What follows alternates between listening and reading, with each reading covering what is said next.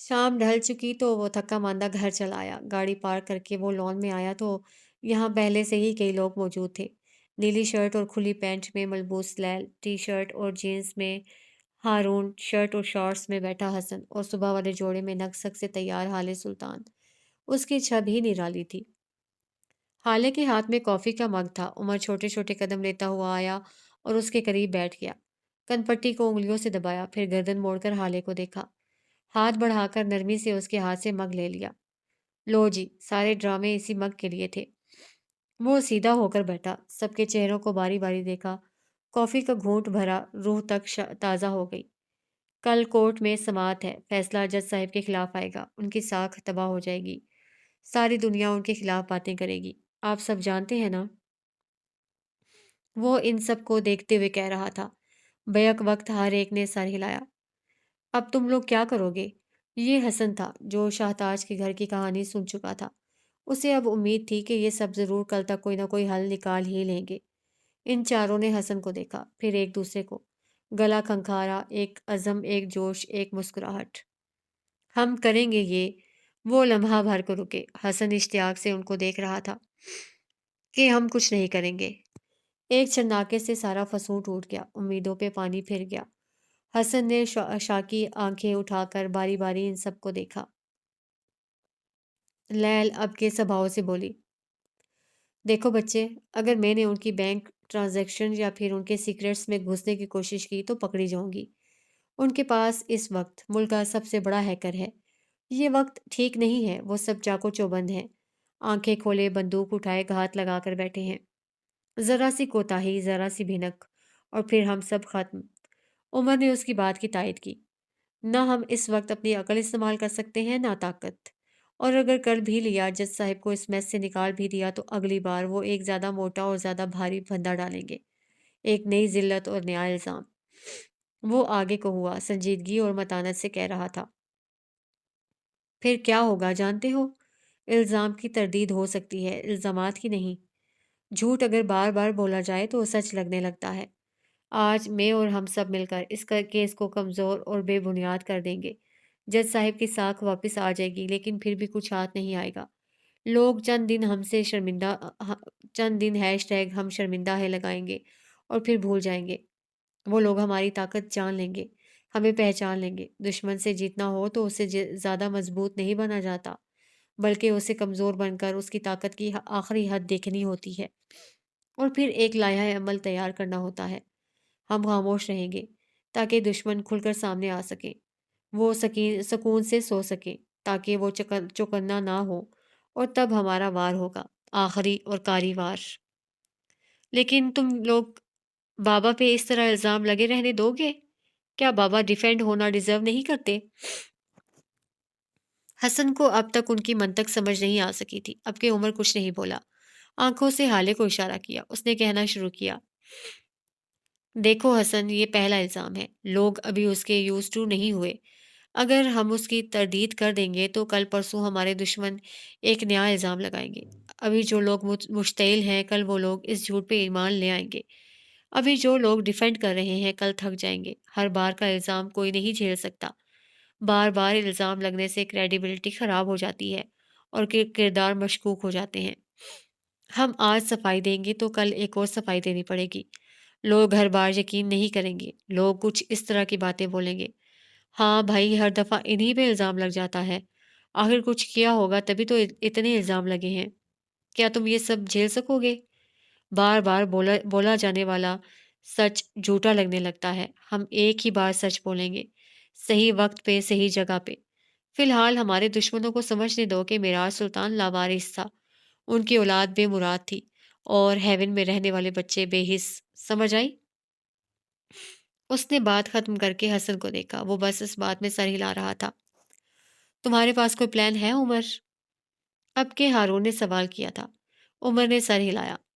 میں نے جس دن وردی پہنی تھی اس دن مجھ سے میرے سینئر نے کہا تھا کہ پولیس قانون بھی ہے، قانون توڑنے والی بھی اور بنانے والی بھی۔ لوگ کہتے ہیں پولیس والے کی دشمنی اچھی نہیں ہوتی، میں کہتا ہوں پولیس کی دوستی بھی اچھی نہیں ہوتی۔ اس نے آنکھیں اٹھا کر ان سب کو دیکھا، سنجیدہ برف آنکھیں۔ मैं कहानी का विक्टिम बनते बनते थक गया हूँ। अब मैं कहानी का विलन हूँ। मुस्कुराते हुए वो उठा। ये आम मुस्कुराहट नहीं थी, ये साजिश थी, इंतकाम थी। चलो चलकर खाना खाते हैं, उसके बाद मीटिंग करेंगे। कहीं हम ख्वाब तो नहीं देख रहे? तुम हम पे अपने पैसे खर्च करोगे? सदमा दिमाग पे चढ़ गया है क्या? लैल उसको देखते हुए उठी। हारून भी खड़ा हुआ। आज सुबह अपना दिमाग ठीक करने को जो मैंने अपने घर का आधा राशन खत्म किया है, उसे ठिकाने भी तो लगाना होगा ना। मुझे तो हैरत हो रही थी, इतने खर्चे के बाद भी तुम बेहोश नहीं हुए। हाले कहते हुए उठी। अब वो लोग 5 लोग अंदर जा रहे थे। उमर जवाब में कुछ कह रहा था। हसन मुस्कुरा रहा था। बिलाखिर सब कुछ नॉर्मल हो रहा था। चंद रोज बाद मेराज सुल्तान को कोर्ट ने गिल्टी करार दे दिया था। हेवन अब शम्स का था। वो अवाम की नज़र में हीरो बन चुका था। सारा स्टाफ बदल चुका था। नए स्टाफ के साथ 1 साल के बच्चे से लेकर 18 साल के बच्चों तक कोई मानूस नहीं था। उमर अब भी बाकायदगी से हेवन जाता था और वहाँ के बच्चों और बड़ों को अब उसी का सहारा था। शम्स की कंपनी को उमर की डील से फ़ायदे हो रहे थे। सफ़ीर उस दिन के बाद से मेहरमा के साथ किसी गैर मुल्की सफ़र पे था। उमर और उसकी कोई मुलाकात नहीं हो सकी थी। हाले के पेपर ख़त्म होने को थे। हसन भी मारे बांधे कॉलेज जाने लगा था। ज़िंदगी दोबारा डगर पे चल निकली थी, लेकिन कुछ था जो अधूरा और छूट सा था। कोई बेबसी थी कि मेराज सुल्तान को गुनहगार सुनकर महसूस होती थी। मौजूदा दिन में उमर हयात हाले के यूनिवर्सिटी के बाहर गाड़ी रोके खड़ा था। सफ़ेद ड्रेस शर्ट के साथ नीली धारीदार पैंट पहने, बालों को हस्बे आदत माथे पे गिराए वो गाड़ी से टेक लगाए खड़ा था। नारंगी प्रिंटेड सूट में मलबूस हाले सुल्तान को देखकर उसने हाथ हिलाया। वो उसे देखती हैरान सी चली आई। मुझे लगा था उस्मान लेने आएगा। वो उसके करीब आकर बोली। असल में क्या है, मैं हारून शाहिद नहीं हूँ, लेकिन मुझे भी गाड़ी से टेक लगाकर आपका इंतज़ार करना अच्छा लगता है। उसने हाले की तरफ का दरवाज़ा खोलते हुए कहा। हाले बस मुस्कुरा दी। थोड़ी देर तक दोनों के दरमियान कोई बात नहीं हुई। बिलाखिर उमर ने कहना शुरू किया। मैं दोबारा उस मॉल में गया था। वैसी ही एक साड़ी अब भी मिल रही है, अगर आप। नहीं उमर, हाले ने कतियत से उसकी बात काटी। मुझे अब वो नहीं चाहिए। तुम्हारे पैसों से नहीं चाहिए। उमर ने गहरी सांस ली। देखें हाले, हर चीज़ हर एक के लिए नहीं होती। कुछ चीज़ें होती हैं जिन पे कॉम्प्रोमाइज़ किया जाता है, जिन पे दिल मारा जाता है, जिनके बगैर रहना सीखना होता है। अब आप एलीट क्लास की वो मगरूर लड़की नहीं हैं। अब आपको कई चीज़ों पे दिल मारना होगा। अच्छे खाने, बड़े-बड़े रेस्टोरेंट, लाखों रुपयों की शॉपिंग, ये सब अब आप अफ़ोर्ड नहीं कर सकती। अगर मेरे पैसे चाहिए। तुमने मेरी पूरी बात नहीं सुनी उमर हयात। हाले ने उसके चेहरे पे नज़र जमाए मुस्तहकिम लहजे में कहना शुरू किया। मैंने कहा मुझे अब वो साड़ी तुम्हारे पैसों से नहीं चाहिए, क्योंकि मैं उसे अपने पैसों से खरीदूंगी। मैं कमाऊंगी। और यहाँ उमर के 14 तबक रोशन हुए थे। उसकी आंखें हैरत की ज्यादती से उबलने को थीं। आप आप कमाएंगी? आप जॉब करेंगी? वो शॉक्ड सा पूछ रहा था। हाले ने इस बात में सर हिलाया। मैंने जिंदगी में कभी समझौता नहीं किया, कभी दिल नहीं मारा। मैं क्यों ये आदत अपने अंदर डालूं? सिर्फ इसलिए क्योंकि मेरे पास अपने कार्ड्स नहीं हैं, तो मैं शॉपिंग मॉल से खाली आता हूँ। ऊंची हील को बस शोकेस से देखती रहूं। ये मैं नहीं हूँ। एलिट क्लास की मगरूर लड़की ने कभी दिल मारना सीखा ही नहीं, कभी कम पे गुजारे किए ही नहीं। वो गर्दन उठाए जोम से कह रही थी। मैं 3 लाख की साड़ी भी खरीदूंगी और बड़े बड़े रेस्तोरां भी जाऊंगी, क्योंकि मेरे पास भी वही हाथ हैं जो तुम्हारे पास, वही दिमाग है जो लैल के पास, और उतनी ही सेल्फ रिस्पेक्ट है जितनी नफीसा हयात के पास। उमर चौंका नहीं, जाहिर है उसे सब पता होता है। मेरे लिए कमाने की वजह मेरी आसाइशात होंगी, मेरा लाइफ स्टाइल होगा, मेरी शॉपिंग होगी। औरतों को कमाना चाहिए, अपने लिए ज़रूर कमाना चाहिए, ताकि जब उनको सुर्ख साड़ी और ऊंची हील्स के लिए दिल ना मारने पड़े, ट्रैवल और रेस्तोरां के बिल्स के लिए अपने घर के मर्दों के कार्ड्स का इंतज़ार ना करना पड़े। वो खामोश हुई तो सारे में खामोशी छा गई। उमर चुप था। शायद वो कुछ सोच रहा था। थोड़ी देर बाद उसने गाड़ी एक मसरूफ सी शाहराह पर लाकर रोकी। आसपास इमारत, बड़े बड़े दुकान, और यहीं से अगर नज़र उठाकर देखो तो गाड़ी जहाँ रुकी थी उसके सामने फूलों से ढकी छोटी सी इमारत पे लिखा था, डॉक्टर गजाला रूही, माहिर नफ्सियात। हम यहाँ क्यों आए हैं? हाले ने मोबाइल से निगाह उठाकर सामने देखा और फिर अगले ही लम्हे उसे अपना सांस रुकता महसूस हुआ। चेहरे पे खौफ सा फैल गया। मैंने आपके लिए अपॉइंटमेंट ली है। ये ज़रूरी है हाले। उसने कहते हुए नरमी से उसका हाथ अपने हाथ में लिया। यहाँ से चलो अभी के अभी, मेरा दम घुट रहा है, चलो जल्दी। सफ़ेद पड़ते चेहरे के साथ बोल रही थी। और साथ उमर से हाथ छुड़वाने की कोशिश भी की, जिसे उसने गिरफ्त सख्त करके नाकाम कर दिया। वो बस संजीदगी से उसे देख रहा था। उसकी आंखों में फ़िक्र थी, नरमी थी। ये ज़रूरी है हाले। बीमारी का इलाज ज़रूरी होता है। आप तुम समझ क्यों नहीं रहे? मैं पागल नहीं हूँ। वो मारे बेबसी के रो दी। आप पागल नहीं हैं, बस उलझी हुई हैं अपने माज़ी में, कहीं या शायद हाल में। अंदर बैठी औरत आपके साथ मिलकर इस उलझन को सुलझाएगी और बस। हाले मुसलसल नफ़ी में सर हिला रही थी। आंसू उसकी आंखों से टप-टप बह रहे थे। चेहरा लट्ठे की मानिंद सफ़ेद हो गया था। मैं नहीं जा सकती। मैं नहीं हूँ बीमार। प्लीज़ यहाँ से चलो। प्लीज़ उमर। लोग देखेंगे, लोग मुझे पागल कहेंगे, सब मुझे डिसओन कर देंगे। प्लीज़ यहाँ से चलो। वो रोते हुए उसकी मिन्नत कर रही थी। उमर अब भी हल्की और नरम आवाज़ में कहे जा रहा था। आप पागल नहीं हैं। जिस तरह बुखार, ज़ुकाम और सर दर्द जिस्म की बीमारियां हैं, इसी तरह दिमाग भी जिस्म का एक हिस्सा है और बीमार है। जब किसी और जिस्मानी बीमारी पे कोई शर्म, कोई आर महसूस नहीं होती, तो दिमाग की बारी पे सोसाइटी स्टैंडर्ड्स क्यों हाले? वो ऐसे समझा रहा था जैसे सामने कोई 5 साला बच्ची हो। हाले के आंसू मजीद रवानगी से बहने लगे। मुझे नहीं पता, मुझे कुछ नहीं पता, बस यहाँ से ले चलो, प्लीज़, प्लीज़ यहाँ से चलो। वो उमर के हाथ को बुलंद किए हुए रोते हुए कह रही थी। फिर यकदम उसकी आंखें चमक उठी। तुम ऐसा करो, तुम मेरा इलाज कर लो। तुम कितनी अच्छी और समझदारों वाली बातें करते हो। हाँ, ये ठीक है, तुम मुझसे बात करो। डॉक्टर भी तो यही करता है ना। प्लीज़ तुम मुझसे बात कर लेना। उमर ने ताज्जुब से उसको देखा। उसके हाथ को नरमी से एक बार फिर थाम लिया। इंसान ज़मीन पे अल्लाह की तरफ से भेजा गया नायब है। हर इंसान के ज़िम्मे अल्लाह ने मुख्तलिफ काम लगा रखे हैं। वो हाले की आंखों से आंसुओं से भरी आंखों में देखते हुए कह रहा था। मेरा काम मुख्तलिफ है। जिस काम के लिए मुझे भेजा गया है, मैं वो कर रहा हूँ। ये मेरा काम नहीं है। अल्लाह की तफरीक मुख्तलिफ है। डॉक्टर को उसका काम करना होता है हाले। कोई उसका काम नहीं कर सकता। मैं कैसे करूँ? हाले ने अब के एक झटके से हाथ छुड़वाया। उसकी आंखें अजनबी होने लगी। तुमने मुझे एक बार फिर धोखा दिया है। यहाँ लाना धोखा था। मेरी बीमारी जानकर उसका इस तरह इश्तिहार लगाना बुरे दोस्तों की निशानी है। तुम मुझे धोखा देना कब छोड़ोगे उमर?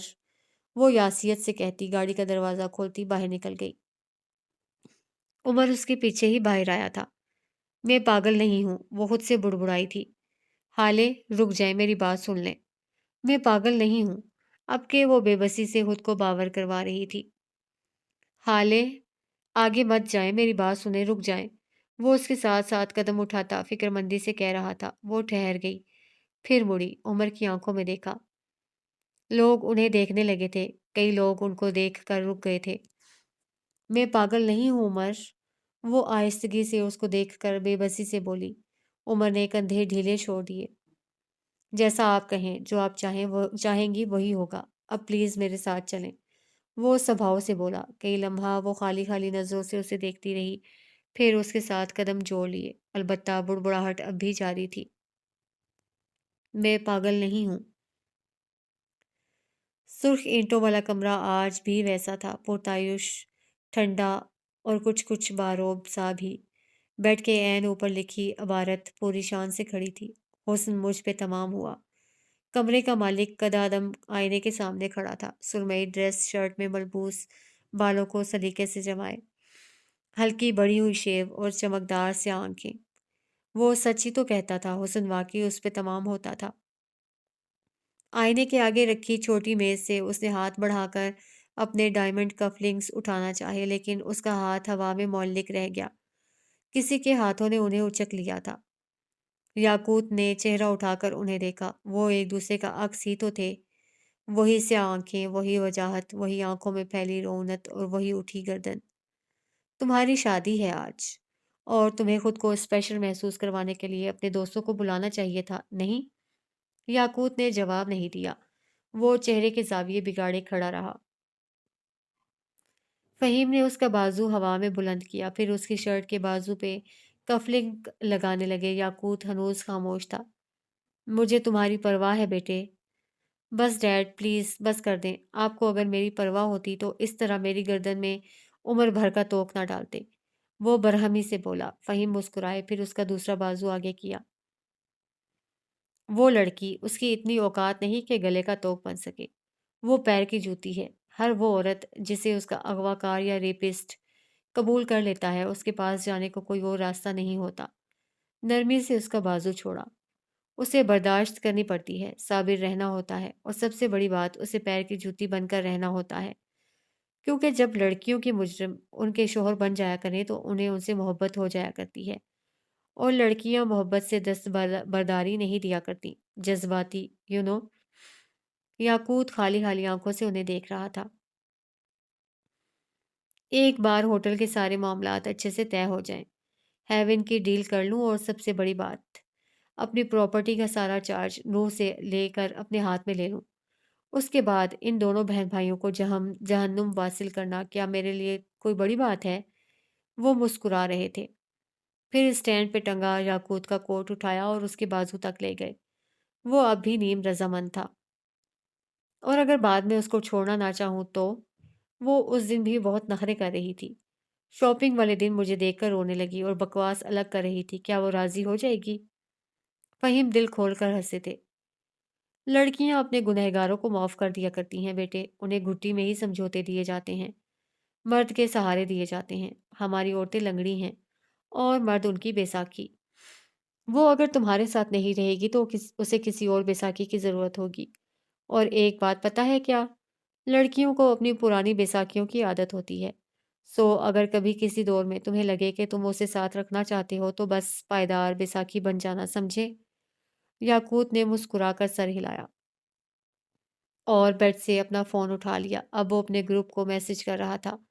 وہ خوش تھا، سب کو شادی میں آنا چاہیے تھا۔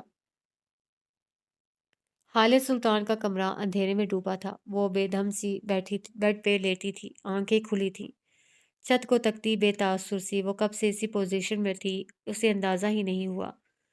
اس نے ہاتھ سے ٹٹول کر اپنا موبائل ڈھونڈنا چاہا، جو کہ اسے مل بھی گیا، اور پھر بغیر سوچے سمجھے اس نے واٹس ایپ پہ مہرماں کو کال ملائی، اس کی رازدار، اس کی مینٹور اور اس کی اپروول مینیجر۔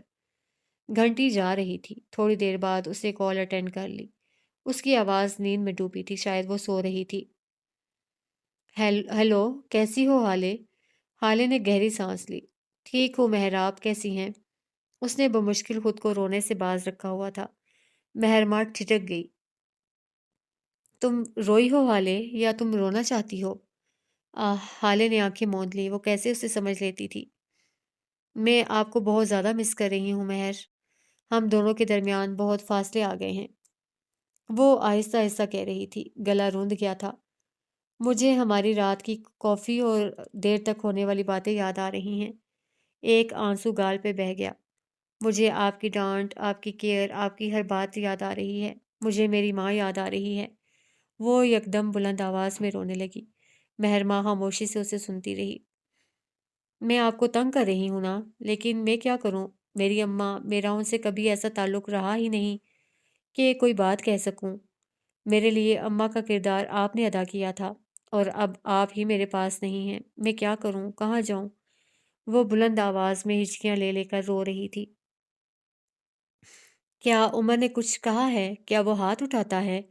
مہر نرمی سے پوچھ رہی تھی۔ حالے نے آنکھیں رگڑیں۔ عمر سے لاکھ خفگی سے ہی، لیکن اس کے بارے میں یہ بات پسند نہیں آئی تھی۔ وہ ایسا نہیں ہے، وہ فوراً اس کے دفاع میں بولی تھی۔ پھر ضرور اس نے کوئی ایسی حرکت کی ہوگی یا پھر کوئی ایسی بات کہی ہوگی، ہے نا؟ حالے اب کے خاموش ہو گئی، کچھ بولا ہی نہیں گیا۔ سارے مرد ایک جیسے ہوتے ہیں حالے، کوئی ہاتھوں سے مارتا ہے اور کوئی زبان سے، طریقہ مختلف ہوتا ہے لیکن تکلیف ایک جیسی۔ وہ ایسا نہیں ہے۔ اب کے لہجہ کمزور تھا۔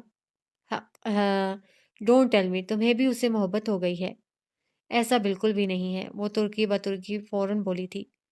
محبت کا تو سوال تب پیدا ہوتا ہے جب وہ مجھ سے محبت کرتا ہوتا۔ اسے بابا نے مجبور کیا تھا اس شادی کے لیے۔ اگر عمر اس کی یہ بات سن لیتا تو اپنا سر پیٹ کر رہ جاتا۔ وہ بس آج مجھے سائکیٹرسٹ کے پاس لے گیا تھا، میری بیماری حالے نے سرسری انداز میں ذکر کیا۔ اوہ تو آ گیا وہ اپنی مردوں والی بات پہ۔ مہر نے استہزاء سے سر جھٹکا۔ کیا مطلب؟ حالے مطلب یہ کہ وہ تمہیں باور کروانا چاہتا ہے کہ تم ایک ماضی کے مسائل میں گھری اور ایک برا بچپن گزارنے والی نفسیاتی بچی ہو جو اگر اپنا علاج نہیں کروائے گی تو وہ اسے ایک نہ ایک دن چھوڑ دے گا۔ ہم ہم ویسے بھی الگ ہو رہے ہیں بچوں، اس سب کی کیا ضرورت ہوگی اسے؟ تم نہیں جانتی حالے، تمہیں ابھی کچھ پتا ہی کہاں ہے، وہ تمہیں ڈیگریڈ کر رہا ہے۔ وہ تمہیں بتا رہا ہے کہ عمر حیات ایک شاندار مرد ہے اور حال سلطان ایک نفسیاتی مریض ہے۔ وہ یہ سب اس لیے کر رہا ہے تاکہ تمہیں اپنے آگے جھکا کر رکھے، تاکہ تم کبھی اس کے آگے سر اٹھا ہی نہ سکو۔ ہمیشہ اس گلٹ، اس بوجھ کے نیچے رہو کہ عمر حیات نے تمہیں تمہارے ٹراما سمیت قبول کیا، بلکہ وہ قبول نہیں کر رہا۔ مہر کہہ رہی تھی اور حال سلطان سن ہوئی اسے سن رہی تھی۔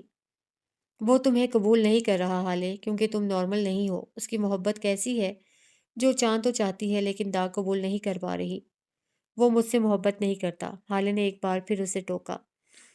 یہی تو بات ہے حالے، وہ واقعی تم سے محبت نہیں کرتا۔ اگر کرتا ہوتا تو کیا تمہیں تمہارے ٹراما سمیت، تمہاری شخصیت کے عیوب سمیت قبول نہ کر لیتا؟ وہ تمہیں اب بھی ایک داغدار عورت سمجھتا ہے، کہہ نہیں رہا، لیکن کیا وہ تمہیں مردوں اور ان کی محفلوں سے دور نہیں رکھتا؟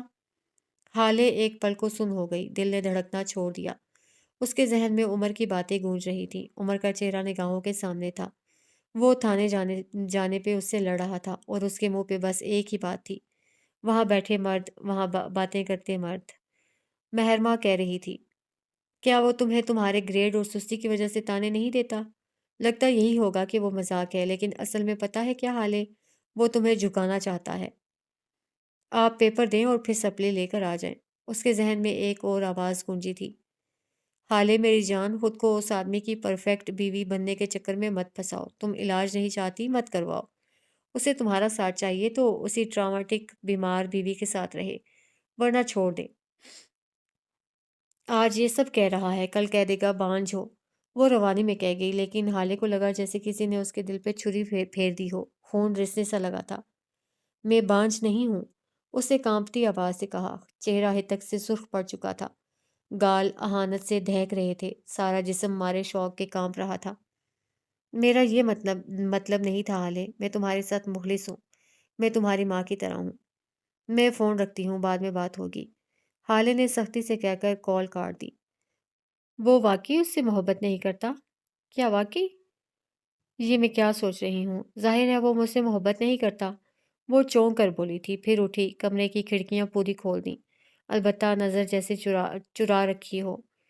وہ کہتی تھی وہ بیمار نہیں ہے، پھر یہ سب کیا تھا؟ وہ واپس بیڈ پہ آئی اور ڈھیسی گئی۔ عمر آخر اس سے کیا چاہتا تھا؟ وہ نہ چاہتے ہوئے بھی اس کے بارے میں سوچے گئی۔ شادی کا فنکشن عروج پہ تھا، سفید بڑے بڑے ستونوں پہ لگے گلابی پھول لڑیوں کی صورت نیچے تک آتے تھے۔ شاہانہ طرز کے میز اور ان کے گرد رکھی کرسیوں پہ بیٹھے عمرہ، خوش گپیاں، کہے موسیقی، کھانے کے دور غرض کے شام ہر طرح سے بھرپور تھی۔ مہمانوں کو چھوڑ کر اسٹیج پہ آؤ تو سینٹر صوفے پہ نرمین بیٹھی تھی۔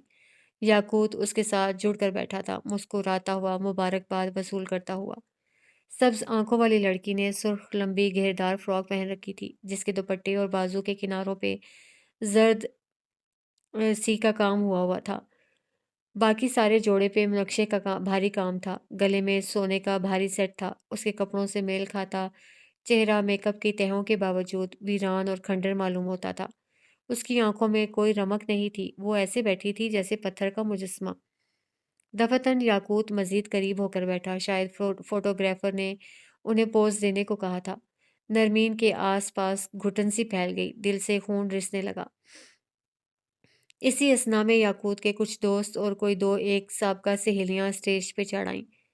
مجھے نہیں پتا تھا مجھے ڈچ کرنے کے پیچھے یہ وجہ ہوگی۔ ان میں سے ایک لڑکی بڑی بے باکی سے یاقوت کے کان کے پاس جھکی۔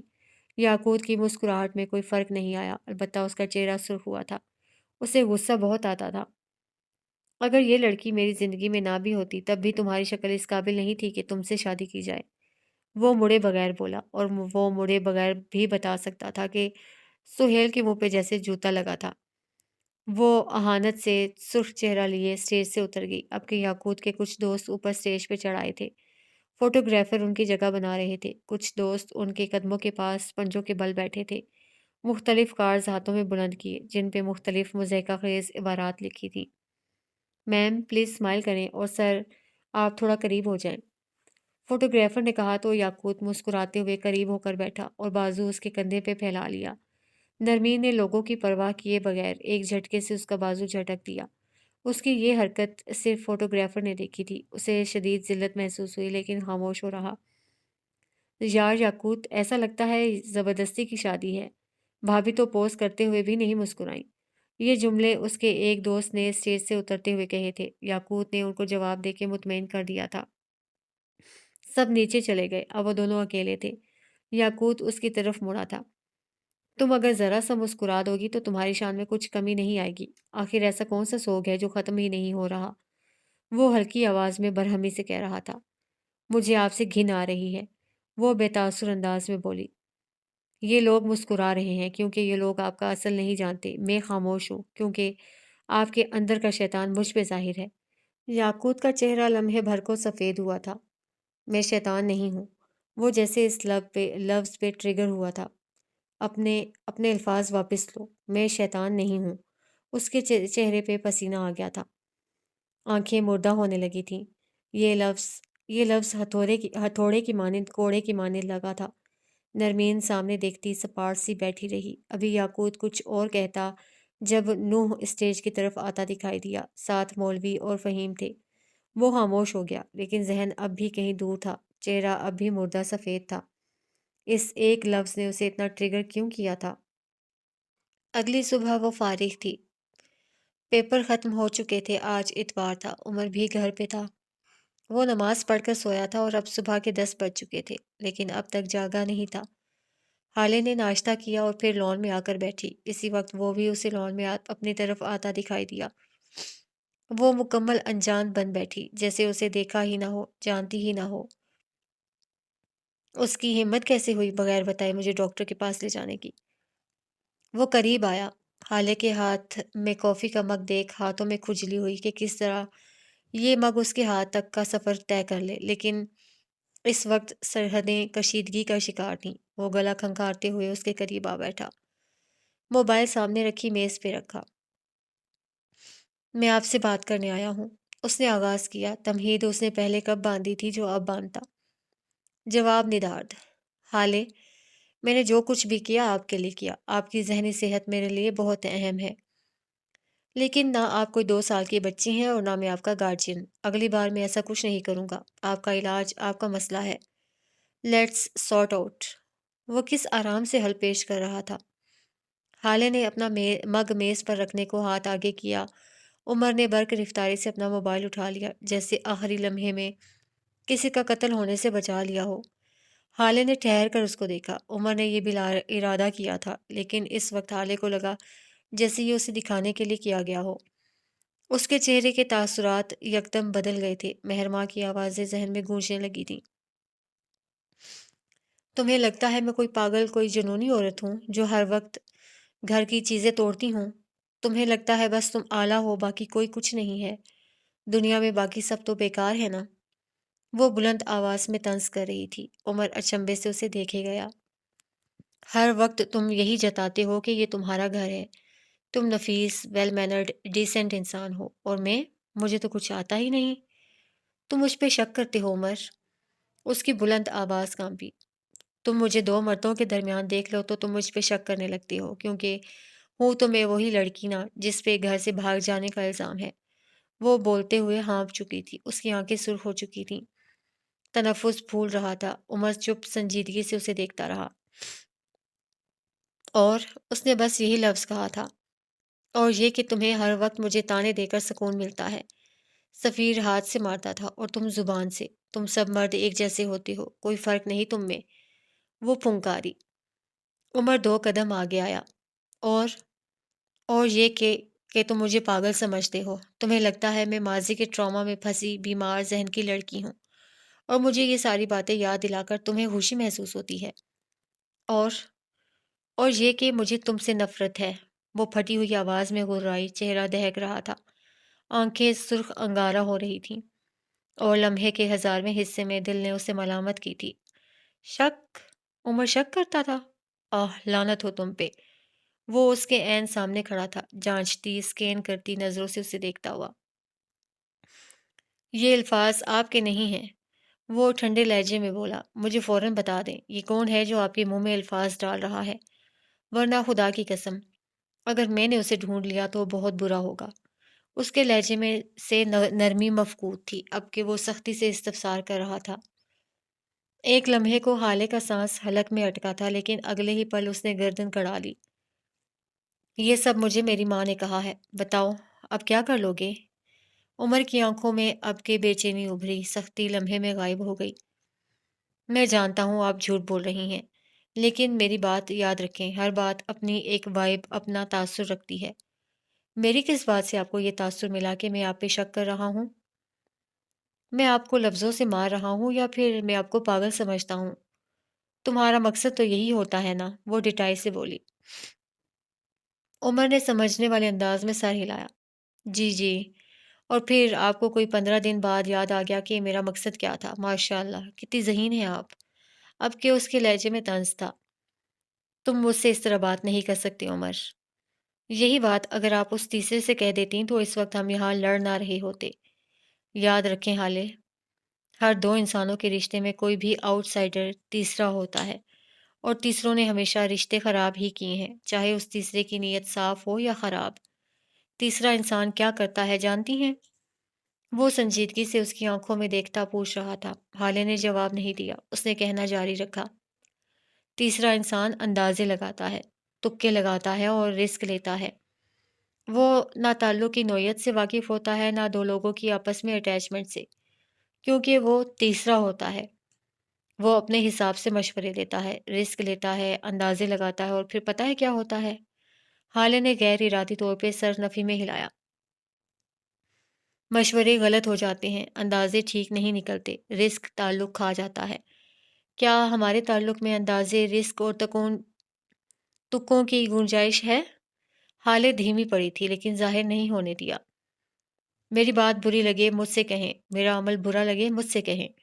لوگوں کے درمیان ہم دونوں کو ڈسکس کریں گی تو کیا ہوگا؟ مختلف رائے، مختلف پیش گوئیاں۔ ہم دونوں کا تعلق نیا ہے، ہم دونوں ایک دوسرے کے لیے نئے ہیں، شادی رہے نہ رہے ہم دونوں اچھے دوست رہیں گے، اور اچھے دوستوں کو اپنے مسائل لوگوں کے سامنے ڈسکس نہیں کرنے چاہیے۔ وہ اپنی بات ختم کر چکا تو حالے نے خفت سے دائیں بائیں گردن گھمائی۔ لیکن میں تمہیں کل ڈاکٹر والی بات پہ معاف نہیں کروں گی۔ یکدم اس نے گردن موڑ کر اسے دیکھتے ہوئے کہا۔ پھر سزا دے دیں؟ اس نے بازو سینے پہ باندھ لیے۔ حالے چند لمحہ اسے دیکھتی رہی۔ سزا کے نام پہ بس ایک ہی چیز ذہن میں آتی تھی، وہی سزا جو اس کے باپ کی فیورٹ تھی۔ اس کی آنکھیں چمک اٹھیں۔ چلو پھر میرے ساتھ کپڑے دھلواؤ۔ بھاٹ! یکدم چلایا۔ اس وقت عمر حیات کے چہرے پہ مسکین شوہروں والا تاثر تھا۔ شادی دنیا کی سب سے بڑی جھک ہے، اس نے ایک بار پھر اس بات کی تائید کی تھی۔ شہر کے ایک پوش علاقے میں صاف ستھری پکی سڑکیں پھلانگ کر کے خوبصورت اونچے بڑے محلوں کو چھوڑ کے ایک چھوٹے سے بنگلے نما گھر میں آؤ تو تمہیں ہر دیوار پہ مختلف پینٹنگز نظر آئیں گی۔ یہیں سے سیڑھیاں چڑھ کر اوپر بنگلے کی چھت پہ آؤ تو شیشوں سے ڈھکا اسٹوڈیو تھا۔ چھوٹے چھوٹے قدم لیتے اندر آؤ تو تمہیں معلوم ہوگا کہ اسٹوڈیو اصل میں شیشے کا نہیں تھا۔ اس کی دیواروں پہ جو وال پیپر لگا تھا وہ شیشے کے ڈیزائن کا تھا۔ اندر کا ماحول خوشگوار تھا۔ رنگین دیواروں والے اسٹوڈیو میں لمبی میز بچھی تھی جس پہ پینٹنگ کے مختلف سامان رکھے تھے۔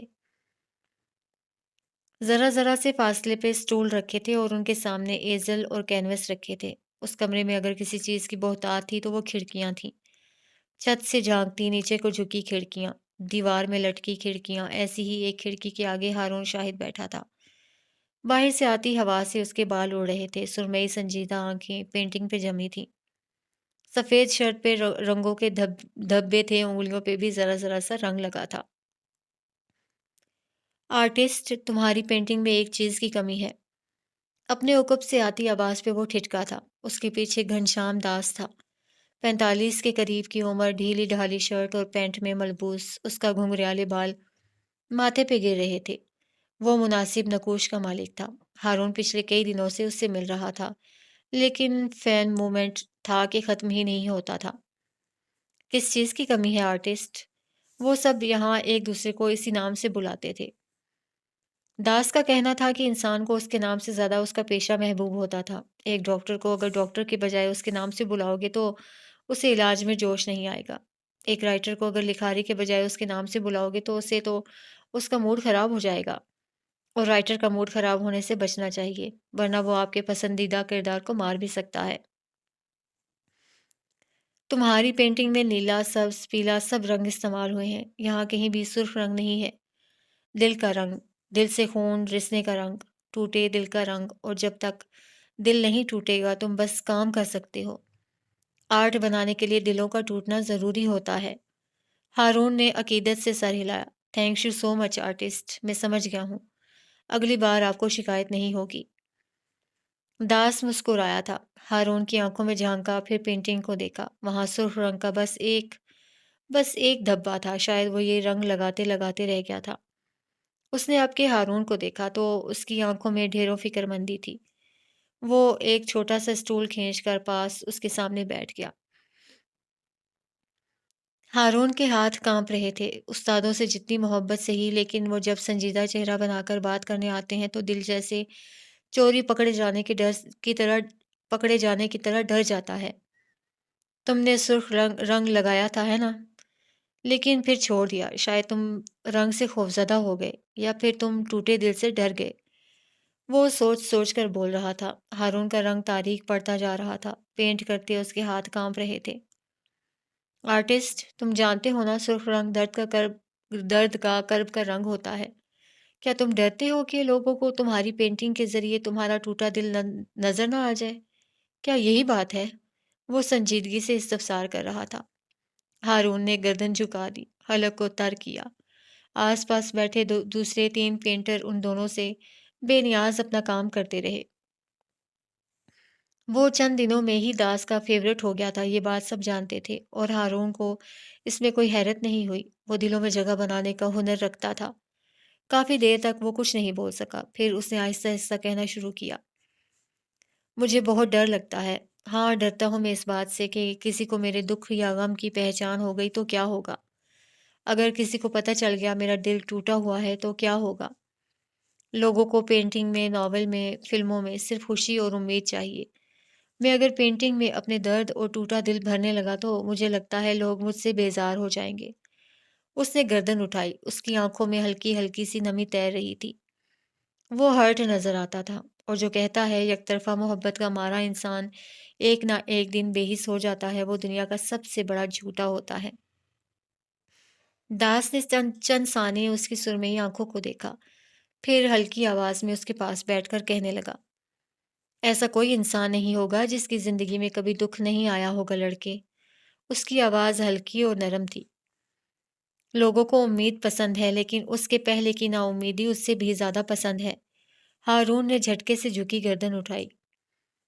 لوگوں کو دلوں کا ہیل ہونا پسند ہے، لیکن دل کے ہیل ہونے سے پہلے کا جو پروسیس ہوتا ہے وہ اس سے بھی زیادہ پسند ہے۔ کیا تم نے کبھی کسی لکھاری کا ایسا مسودہ دیکھا ہے جس میں انسان کا دل ایک دن ٹوٹے اور اگلے دن جڑ جائے اور لوگ اس لکھاری کو پسند کرنے لگیں؟ ہارون نے نفی میں سر ہلایا۔ جب تک دل کو جوڑنے کی وجہ نہیں ملے گی، جب تک دل ایک پروسیس سے نہیں گزرے گا، وہ جوڑ نہیں سکتا۔ اور لوگ اس پروسیس کو جس غور سے، جس انہماک سے پڑھتے ہیں نا، اتنا غور سے کچھ نہیں پڑھا ہوگا۔ ہارون یک تک پلک جھپکائے بغیر انہیں سن رہا تھا۔ سارے جواب خود بخود مل رہے تھے۔ لوگوں کو ٹوٹے دل برے نہیں لگتے۔ لوگوں کو مزاحیہ ناول اور ڈرامے ہی اچھے نہیں لگتے۔ لوگوں کو ہر دفعہ سبق اچھا لگتا ہے۔ اگر تم اپنی کہانی، اپنی پینٹنگ، اپنی فلم میں دل ٹوٹنے کے بعد کا سبق نہیں دے سکے، تب تم فلاپ ہو، تب تم بیکار ہو۔ دلوں کا ٹوٹنا برا نہیں ہوتا۔ پینٹنگ میں درد برا نہیں ہوتا۔ تکالیف اور غم کے بعد بھی کسی امید، کسی روشنی کا نظر نہ آنا برا ہوتا ہے۔ ہارون ممنونیت سے اسے دیکھتا رہا۔ داس اٹھا، اس کے کندھے کو تھپکا۔ ٹوٹے دل برے نہیں ہوتے، سبق ہوتے ہیں، گرو کرنے اور ہیل ہونے کا اشارہ ہوتے ہیں۔ وہ کہہ کر آگے بڑھ گئے، پھر رکے، شرارتی آنکھوں سے ہارون کی پشت کو دیکھا۔ ویسے آرٹسٹ اگر سب لکھاری ٹوٹے دل کے قصے اور درد بھری کہانی لکھنا چھوڑ دیں تو کیا ہوگا؟ سارے کے سارے خود کو گولی مار دیں گے یا پھر کم از کم پھانسی تو ضرور چڑھ جائیں گے۔ وہ مڑے بغیر بولا۔ اور اگر لکھاری کرداروں کو مارنا چھوڑ دیں تو نیلا تھوتا کھا کر مر جائیں گے۔ پاس بیٹھی لڑکی نے لقمہ دیا تھا۔ سارے اسٹوڈیو میں بھرپور ہنسی کی آوازیں گونجی تھیں۔ ویسے آہستہ بولو، اگر کسی لکھاری نے سن لیا تو تمہیں اپنی کہانی میں ڈال کے ایک المناک موت دے گا۔ داس نے ہلکی سرگوشی کی تو سارے اپنی پینٹنگز کی طرف متوجہ ہو گئے۔ لکھاری سے پنگا مطلب اپنے اگلے پچھلے بخیے ادھیڑنا، نہ بھئی آرٹسٹ۔ باز آیا ایسے ظالموں سے۔ رنگین اسٹوڈیو اپنے ہونہار آرٹسٹ کو دیکھتا فخر سے گردن کڑائے کھڑا رہا۔ عمر حیات کے بنگلے پہ دھوپ چھن کر گر رہی تھی۔ وہ دونوں اس وقت بنگلے کے پچھلے احاطے میں تھے۔ یہاں بنگلے کے اندرونی حصے کے مقابلے چپس کا سادہ فرش تھا۔ یہاں زیادہ سامان نہیں تھا۔ بس کونے میں کپڑے دھونے والی مشین رکھی تھی اور باقی بھی اسی طرح کے سامان۔ یہ جگہ بس کپڑے دھونے کے لیے استعمال ہوا کرتی تھی۔ اس وقت عمر دونوں ہاتھ کمر پہ رکھے بے بسی سے فرش پہ لگے کپڑوں کے ڈھیر کو دیکھ رہا تھا۔ اس کے انداز میں بے چارگی تھی۔ حالے بالوں کا جوڑا بنائے گھر کے سادہ جوڑے میں ملبوس تھی۔ وہ بھاگ بھاگ کر سارے کام کر رہی تھی، شاید کپڑے دھونے کی عادی تھی۔ عمر، مشین میں واشنگ پاؤڈر ڈالو۔ حالے کپڑے الگ کرتے مصروف سی بولی تھی۔ عمر نے ایک آخری کوشش کرنی چاہی۔ حالے، یہ ظلم ہے، میں ASP ہوں، میں کپڑے دھوں گا۔ وہ سخت بے یقین تھا۔ تم ہر بار بھول کیوں جاتے ہو؟ تم سسپینڈڈ ہو۔ وہ اب بھی نیچے بیٹھی کپڑے الگ کر رہی تھی۔ دفتن اس نے سر اٹھایا، بت بنے کھڑے عمر کو دیکھا اور پھر اس کے انداز کی ناپسندیدگی کو۔ اچھا ٹھیک ہے، اگر تم نہیں دھونا چاہتے تو ہم لانڈری میں دے دیں گے، بس کچھ پیسے دینے پڑیں گے۔ وہ بالکل کوئی سرسری انداز میں بولی تو عمر کے جیسے دل پہ ہاتھ پڑا ہو۔ پولیس والا جان دے دے گا، پیسے نہیں دے گا۔ پیسوں کی بات کر کے میرا BP نہ لو کیا کریں۔ وہ یکدم پرجوش ہو گیا تھا۔ میں خود دھوؤں گا اور سارے کپڑے دھو ڈالوں گا۔ وہ اپنی شرٹ کے بازو فولڈ کرتا مشین کی طرف بڑھا۔ حالے پیچھے سے مسکرائی تھی، شیطانی مسکراہٹ۔ تھوڑی دیر بعد وہ دونوں کافی کپڑے دھو چکے تھے۔ عمر ٹب میں اپنی ایک شرٹ لیے بیٹھا تھا اور برش سے اسے رگڑ رہا تھا جب اس کا فون بجنے لگا۔ مشین میں کپڑے ڈالتی حالے نے ذرا دور رکھا اس کا موبائل اٹھایا اور عمر کے اشارے پہ اس کے کان کے پاس رکھا۔ اب وہ اسی طرح کھڑی تھی کہ موبائل اس کے کان سے لگا رکھا تھا اور وہ کال پہ بات کر رہا تھا۔ ہاں بولو سردار۔ اچھا، رات کا کھانا؟ ہم دونوں؟ اس نے ایک نظر حالے کو دیکھا۔ ہاں اوکے، ہم آ جائیں گے۔ آگے سے سردار کچھ کہہ رہا تھا۔ نہیں، میں ابھی نہیں آ سکتا، مصروف ہوں یار، آفس کا کام کر رہا ہوں، اس نے چڑ کر بتایا۔ حالے نے مسکراہٹ دبائے رکھی۔ یار سنڈے ہے تو کیا ہوا؟ عمر حیات کام کرتے ہوئے سنڈے منڈے نہیں دیکھتا۔ فخریہ کہتے ہوئے وہ اس وقت کوئی جھوٹوں کا سردار لگ رہا تھا۔ اگر جو سردار اس کے سامنے رکھا کپڑوں کا ٹب اور اس کے جھاگ میں بھرے ہاتھ دیکھ لیتا تو یقیناً گر کر بے ہوش ہو جاتا۔ عمر جلدی کر لو، کتنے کپڑے ابھی دھونے کو رہتے ہیں؟ حالے کی آواز اس وقت عمر کو کسی سور کی مانند لگی تھی۔ اس نے کراہ کر آنکھیں میچ لیں۔ حالے اب بھی معصومیت سے اس کے کان سے فون لگائے کھڑی تھی۔ وہ جانتی تھی دوسری جانب موجود سردار نے اس کی آواز بخوبی سنی تھی اور اب اس کا کہا یہاں تک سنائی دیتا تھا۔ نہ میں مان ہی نہیں سکتا۔ تم تم کپڑے دھو رہے ہو؟ وہ ایک بار پھر کہا لگا کر ہنسا تھا۔ بکو مت، گھر کے کاموں میں مدد کروانا ایک غیرت مند مرد کا کام ہوتا ہے۔ دوسری جانب سردار کا کہا مزید بلند ہوا تھا۔ مطلب اب الفا عمر حیات؟ او میرے خدا، عمر تم کپڑے دھو رہے ہو؟ کہہ دو یہ جھوٹ ہے۔ میں مان ہی نہیں سکتا۔ وہ پیٹ پکڑے بری طرح ہنستے ہوئے کہہ رہا تھا۔ عمر ضبط کیے اسے سن رہا تھا۔ حالے نے اس کے کان سے موبائل ہٹا کر اپنے کان پہ رکھا۔ سردار جی میں حالے بات کر رہی ہوں، اصل میں معذرت، لیکن فون رکھنا ہوگا، ابھی بہت کپڑے دھونے کو رہتے ہیں۔ عمر نے باقاعدہ اپنا سر پیٹا تھا۔ جی بھابھی، دھلوائیں اسے، کپڑے برتن سب دھلوائیں، یہ تو ماہر ہے ان کاموں میں۔ سردار نے بمشکل اپنے کہے کا گلا گھونٹ رکھا تھا۔ حالے نے فون کاٹ دیا۔ عمر اب کے دانت پیستے ہوئے اسے دیکھ رہا تھا۔ حالے نے معصومیت کے سارے ریکارڈ توڑتے ہوئے اس کو ایسے دیکھا جیسے کچھ جانتی ہی نہ ہو۔ انجان بننے کی اداکاری اچھی ہے، لیکن میں خود ایوارڈ یافتہ اداکار ہوں، وہ ضبط سے کہہ رہا تھا۔ کیا ہی اچھا ہو کہ اس وقت اداکاری کو چھوڑ کر تم کپڑوں پہ دھیان دے دو۔ وہ جو لائم کلر والی بالٹی ہے نا، اس نے ہاتھ کو لمبا کر کے اشارہ کیا۔ وہ کپڑے مشین میں ڈال دینا، میں ابھی آتی ہوں۔ وہ ایک شان بے نیازی سے کہتی اندر بڑھ گئی۔ عمر پیچھے بل کھاتا رہ گیا، کیا کرے وہ اس عورت کا۔ حالے واپس آئی تو اس کے ہاتھ میں 2 جوس کے گلاس تھے۔ حلق تر ہو گیا تھا، اب اس کے اندر مزید توانائی آ گئی تھی۔ ایک گلاس اس نے عمر کی جانب بڑھایا، وہ جو ابھی مشین میں کپڑے ڈال کر آیا تھا خاموشی سے گلاس تھام لیا۔ کہیں زہر تو نہیں ڈالا؟ وہ مشکوک نظروں سے جوس کے گلاس کو دیکھ رہا تھا۔ حالے نے ایک لمبا گھونٹ بھرا، پھر سکون سے اس کو دیکھا۔ ویسے اگر ڈالا بھی ہو تو کیا ہوگا؟ ایناکونڈا پہ زہر کیا اثر کرے گا؟ ساتھ معصومیت سے آنکھیں پٹ پٹائیں۔ اسی لمحے حالے کی نظر ذرا فاصلے پہ رکھی بالٹیوں کی قطار پہ پڑی تو اس کا دل اچھل کر حلق میں آیا۔ یہاں ایک پیلی بالٹی تھی، وہ کہاں گئی؟ اس نے عمر کو دیکھتے ہوئے شوق سے پوچھا۔ وہ پیلی نہیں تھی، وہ لائم کلر تھا۔ آپ ہی نے تو کہا تھا لائم کلر والی بالٹی کے کپڑے مشین میں ڈال دوں۔ حالے کا منہ شوق اور صدمے کے مارے کھلا کا کھلا رہ گیا۔ وہ آگے گئی، پیلی پیلی بالٹی اٹھا کر ہوا میں بلند کی اور ضبط سے عمر کو دیکھا۔ میں نے یہ لائم کلر، وہ نری پیلی بالٹی کو لائم کلر کہہ رہی تھی، والی بالٹی یہی تھی۔ تم نے دھلے ہوئے کپڑے دوبارہ مشین میں ڈال دیے۔ میں تمہارا کیا کروں عمر؟ وہ بے بسی بھری بے چارگی سے بولی۔ عمر دانت کچکچاتا آگے آیا۔ مسز حالے حیات صاحبہ، اگر آپ کو یاد پڑتا ہو تو ذرا ذہن پہ زور دیں کہ آپ کو رنگوں کی کتنی پہچان ہے۔ اور یہاں حالے سلطان کو خود پہ بھی رحم آیا تھا۔ اس کا یہ کلر نہ پہچاننے والا مرض اس سے اور کیا کیا کروائے گا۔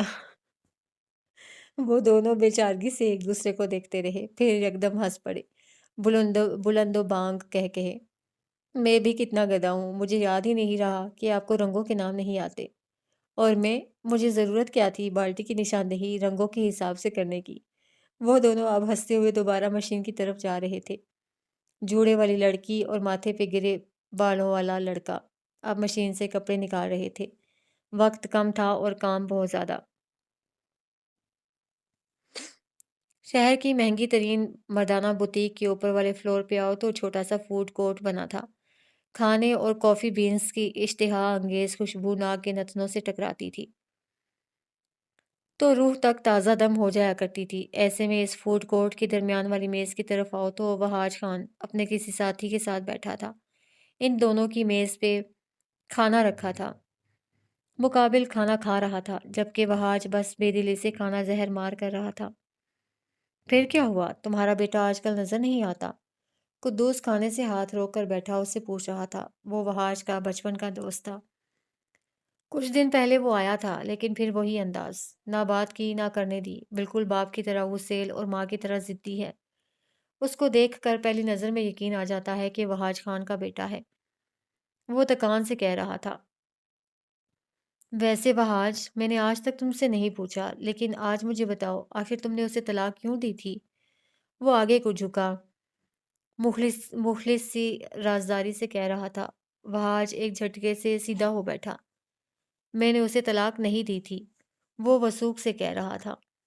اس کی آنکھیں، اس کا انداز، اس کا لہجہ سب چیخ چیخ کر بتا رہے تھے کہ وہ سچا ہے۔ وہ اپنے بیٹے جیسا جھوٹا اور کہانی گھڑنے والا ہرگز نہیں تھا۔ کیا بکواس ہے، تم نے اسے طلاق نہیں دی تھی، کیا کہہ رہے ہو؟ قدوس سخت حیرت زدہ تھا، اور وہاج خان نے ہمیشہ نگین سے الگ ہونے کی بات کی تھی، اس نے کبھی نگین کو طلاق دینے کی بات نہیں کی تھی۔ اس دن کیا ہوا تھا؟ قدوس بمشکل پوچھ سکا۔ وہاج نے کراہ کر آنکھیں بند کیں، یہ ذکر بھی اس کے لیے مشکل تھا۔ ماضی۔ نگین اور وہاج چند دن سلطان منزل میں گزار کر واپس اپنے گھر چلے آئے تھے۔ وہاج کی اچھی نوکری لگ گئی تھی، وہ اب شراب جوئے سے بھی دور تھا۔ نگین کو مارنا تو دور، اس سے جھگڑنا تک چھوڑ دیا تھا۔ دن اور زندگی سکون سے گزر رہے تھے۔ وہ دونوں روزانہ وہاج کی چھٹی کے بعد قریبی پارک جایا کرتے تھے۔ اس روز بھی وہ دونوں پارک میں رکھے سیمنٹ کے بینچ پہ بیٹھے تھے۔ بچی کو کیری کارٹ میں لٹا رکھا تھا۔ ارے نگین تم؟ اس آواز پہ اس نے گردن موڑی۔ اس کے دائیں طرف ڈاکٹر فرحت کھڑی تھیں، نگین کی ڈاکٹر۔ مہر کی پیدائش سے قبل وہی نگین کا علاج کرتی رہی تھیں۔ وہ کوئی 45 کے قریب کی عورت تھیں۔ بال قلموں سے سفید اور چہرہ گورا گلابی، وہ اس عمر میں بھی حسین اور باوقار لگا کرتی تھیں۔ نگین مسکراتے ہوئے اٹھی اور ان کے گالوں سے گال ٹکرائے، وہ انہیں دیکھ کر خوش ہوئی تھی۔ وہاج سلام کے بعد خاموش ہو گیا تھا، وہ دونوں کافی دیر تک کھڑے کھڑے باتیں کرتی رہیں۔ جب ڈاکٹر فرحت کچھ یاد آنے پہ بولیں، ارے اپنے بیٹے سے تو ملواؤ بھائی، میں بھی تو دیکھوں کس پہ گیا ہے، وہ خلوص سے کہہ رہی تھی۔ نگین کے ابرو تفکر سے سکڑے تھے، وہاج سیدھا ہو بیٹھا۔ ہمارے یہاں بیٹی ہوئی تھی، نگین آہستگی سے بولی۔ تو فرحت نے اسے ایسے دیکھا جیسے کوئی مذاق کر رہی ہو۔ Are you kidding me? تمہاری ڈلیوری میں نے کروائی ہے، تمہارے یہاں بیٹا ہوا تھا، وہ تو تمہارے ہوش میں آنے سے پہلے مجھے جانا پڑا تھا، میری بیٹی بیمار تھی، ڈاکٹر زبش نے بعد میں سنبھال لیا تھا۔ وہ ایک پل کو رکیں۔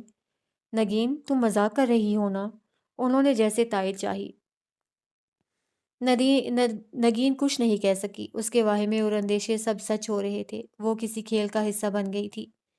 اس کے عقب میں سیمنٹ کی بینچ پہ بیٹھے وہاج کا غصہ حسب عادت اود کر آیا تھا۔ ڈاکٹر کو کوئی کال آ گئی تھی، وہ ایکسکیوز کرتی آگے بڑھ گئیں۔ پیچھے نگین نمک کا مجسمہ بن گئی تھی، انگلی لگاؤ تو ڈھہ کر گرے۔ یہ عورت کیا کہہ رہی ہے؟ کیا کیا ہے تم نے؟ ہاں، کس کی بچی ہے یہ؟ نگین مجھے جواب دو۔ وہاج اس کے بازو کو پکڑے برہمی سے کہہ رہا تھا۔ اس کی آنکھیں خوفناک لگتی تھیں، ویسی جیسی وہ اسے مارتے وقت ہو جایا کرتی تھیں۔ نگین بس پلک جھپکے بغیر غائب دماغی سے اسے دیکھ رہی تھی۔ ڈاکٹر جھوٹی ہے وہ، اس نے اٹک اٹک کر کہنا شروع کیا۔ یہ ہماری بیٹی ہے۔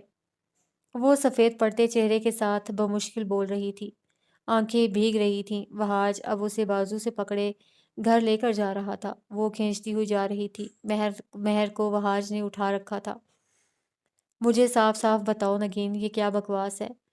ورنہ خدا کی قسم تم ابھی مجھے جانتی نہیں ہو۔ وہ گھر آ چکے تھے اور اب وہاج اس کے سر پہ کھڑا تھا۔ نگین بس آنکھیں فرش پہ ٹکائے بیٹھی تھی، اس کے دماغ میں جھکڑ چل رہے تھے۔ کچھ بکو بھی، وہ دھاڑا تھا۔ نگین نے اب بھی اس کو نہیں دیکھا۔ وہ چہرے پہ ہاتھ پھیرتی اٹھی اور بیڈ پہ پڑے اپنے چھوٹے سے فون کی جانب آئی۔ وہاج ضبط سے اسے دیکھ رہا تھا۔ اس کا غصہ ہمیشہ جان لینے والا ہوا کرتا تھا۔ گھنٹی جا رہی تھی اور پھر اگلے ہی لمحے کال اٹینڈ ہو گئی تھی۔ سلام، دعا، سلامتی، آگے سے بہت کچھ کہا گیا لیکن نگین بس اپنے منہ سے چند الفاظ ہی گھسیٹ سکی۔ مہرماں کس کی بیٹی ہے بھابھی؟ آپ میرے ساتھ تھیں، مجھ سے جھوٹ مت بولیے گا۔ اس کا لہجہ ہلکا اور بے تاثر تھا۔ ایک لمحے کو فون کے پار خاموشی چھا گئی، جیسے دوسری جانب حسینہ نے الفاظ مجتمع کیے گئے ہوں۔ وہ تمہاری بیٹی ہے نگین، ظاہر ہے وہ تمہاری بیٹی ہے۔ میں تمہارے ساتھ تھی، میرا یقین کرو وہی تمہاری بیٹی ہے۔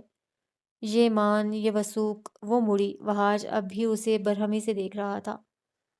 وہ آگے آئی، اب اس کی آنکھیں سخت تھیں، ان میں کسی قسم کی رعایت نہیں تھی، کسی قسم کی خود ترسی نہیں تھی۔ مہرماں میری بیٹی ہے وہاج، میری اور تمہاری، وہ ہم دونوں کی بیٹی ہے۔ وہ اس کی آنکھوں میں آنکھیں ڈال کر بے خوفی سے کہہ رہی تھی۔ لیکن اگر تمہیں یقین نہیں آتا، وہ 2 قدم مزید آگے آئی، ہم ڈی این اے ٹیسٹ کروائیں گے۔ بکو مت، وہاج نے اسے گھرکا۔ اگر تم ٹیسٹ کروانے کو راضی نہیں ہوئے تو آج اور ابھی میں اپنی بیٹی کو لے کر یہاں سے جا رہی ہوں، اور آئندہ تم اپنی بیٹی کی شکل بھی نہیں دیکھ پاؤ گے، یاد رکھنا۔ وہ انگلی اٹھا کر اسے وارن کر رہی تھی۔ نگین بات مت بڑھاؤ، میرا مطلب یہ نہیں تھا، تم بس مجھ پہ الزام لگا رہے تھے وہاج خان، تم بس مجھے ذلیل کرنا چاہتے تھے، اور تم نے کیا اب اگر تمہیں لگتا ہے کہ میں اس بے عزتی کے بعد بھی تمہارے ساتھ رہوں گی تو تم غلط ہو۔ میں ابھی اور اسی وقت اپنے بابا کے گھر جا رہی ہوں، اور طلاق کے کاغذات بہت جلد تمہیں مل جائیں گے، وہ سرخ آنکھیں لیے فیصلہ کن لہجے میں کہہ رہی تھی۔ ہم ٹیسٹ کروائیں گے۔ وہاج کی سنجیدہ آواز ابھری، وہ بھی فیصلہ کر چکا تھا، لیکن ٹیسٹ کا جو رزلٹ جو بھی ہوا اسے ہماری زندگی پہ اثر انداز نہیں ہونا چاہیے، اوکے؟ نگین نے جواب نہیں دیا۔ وہ پوری رات ان دونوں کے درمیان کوئی بات نہ ہوئی۔ نگین مار سہ سکتی تھی لیکن کردار پہ داغ نہیں۔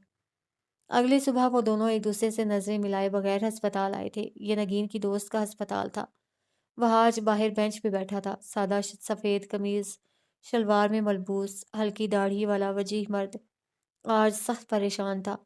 ہاتھوں میں مہر کو لیا ہوا تھا۔ یہ بچی اسے کبھی اپنے جیسی نہیں لگی تھی، کبھی نگین جیسی بھی نہیں لگی تھی، لیکن اس کے وہم و گمان میں بھی نہیں تھا کہ یہ بچی اس کی نہیں ہوگی۔ دفتن ایک آہٹ ہوئی، اسے سر اٹھا کر دیکھا، سامنے نگین تھی، اس کے ساتھ ڈاکٹر بھی تھیں۔ وہ کچھ پوچھ نہیں سکا۔ کیا اسے کچھ پوچھنا چاہیے تھا؟ نگین آہستگی سے اس کے ساتھ بیٹھ گئی۔ کیا رزلٹ ہے؟ نگین کی آواز آہستہ تھی، بے حد آہستہ۔ ڈاکٹر نوین نے اپنا گلا تر کیا، نگین کو ایک محتاط نظر سے دیکھا۔ نگین، ہم اندر چل کر جو بھی بات ہے یہیں کرو، وہاج نے کھری کھری کہہ دی۔ نوین نے ایک معذرت خواہ نظر نگین پہ ڈالی۔ یہ بچی وہاج کی نہیں ہے۔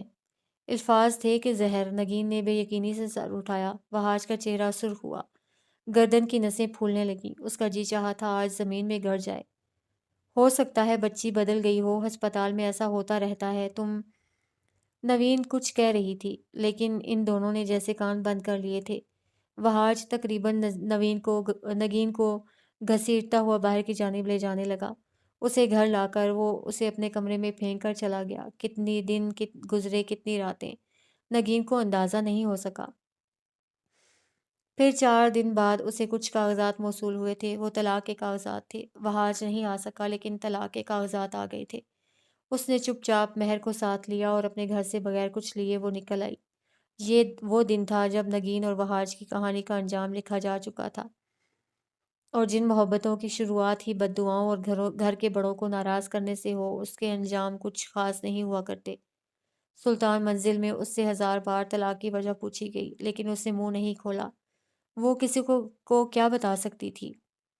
حال وہاج اپنے سامنے بیٹھے قدوس سے کہہ رہا تھا، میں گھر اس لیے نہیں گیا کیونکہ میرا ایکسیڈنٹ ہو گیا تھا۔ ہاں، میں اس دن غصے میں گھر سے نکلا تھا، لیکن مجھے بس اس بات کا غصہ تھا کہ میرے بچے کو مجھ سے کون جدا کر سکتا ہے۔ نگین کے کردار پہ تو مجھے تب بھی شک نہیں تھا، لیکن میں نے اسے یقین بھی تو نہیں دلایا تھا نا۔ اعتبار کے چند بول تعلق بچا لیتے ہیں، میں یہ نہیں سمجھ سکا۔ وہ آزردگی سے کہہ رہا تھا، اس ایکسیڈنٹ کے بعد میں کوما میں چلا گیا تھا۔ میرا کوما 2 سال کا تھا۔